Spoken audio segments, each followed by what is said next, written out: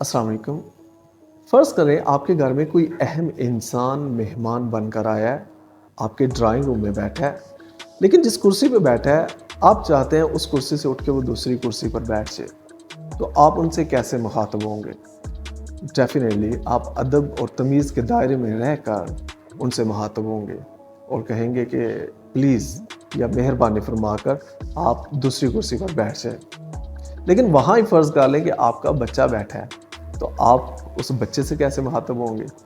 یہ تو آپ جانتے ہی ہیں کہ ہم بچوں سے کیسے مخاطب ہوتے ہیں۔ تو یہ مخاطب ہونے میں اتنا فرق کیوں ہے؟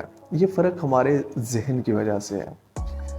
دیکھیں، جب ہم یہ سمجھے کہ ہم بطور پیرنٹس یا بطور ٹیچرز ہم امین ہیں، یہ بچے ہمارے پاس امانت ہے اور ہم نے ان کا خیال رکھنا ہے، ہم نے ان کی پرورش کرنی ہے، ہم نے ان کی تربیت کرنی ہے، لیکن ہم ان کے جواب دہ ہیں، تو پھر ہمارا ان کے ساتھ ڈیل کرنے کا طریقہ اور طرح سے ہوگا۔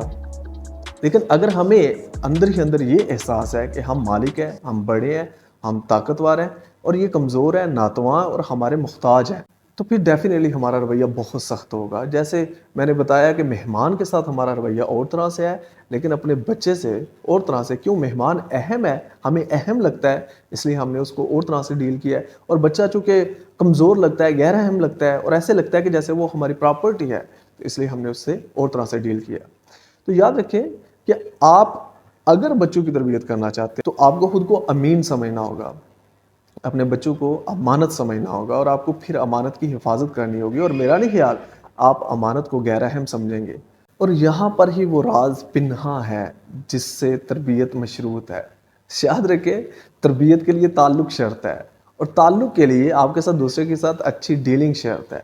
جب آپ دوسرے کی عزت کرتے ہیں، دوسرے پہ اعتماد کرتے ہیں، اس کو اہم سمجھتے ہیں اور اہم طریقے سے ہی اس کے ساتھ ڈیل کرتے ہیں، تو ڈیفینیٹلی تعلق مضبوط ہوتا ہے، اور جب تعلق مضبوط ہوتا ہے تو پھر ہی تربیت ممکن ہے، اور تبھی وہ انسان ایک بیلنسڈ انسان بنتا ہے، اس میں کانفیڈنس ہوتا ہے، وہ یہ مروب کرنے کی جو فطرت ہے یا مزاج ہے اس سے آزاد ہو جاتا ہے، وہ احساس کمتری اور برتری سے آزاد ہو جاتا ہے۔